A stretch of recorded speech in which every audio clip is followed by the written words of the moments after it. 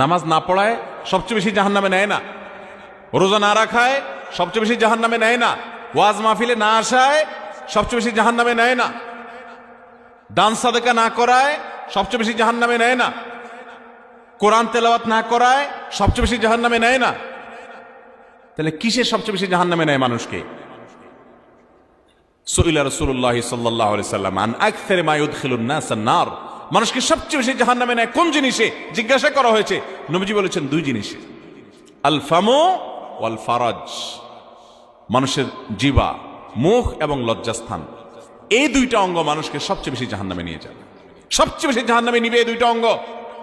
নামাজ পড়ে, দাঁড়িয়েও আছে, কিন্তু ফেসবুকে তলে তলে জেনা করে, চ্যাট করে, এটা তো জেনা।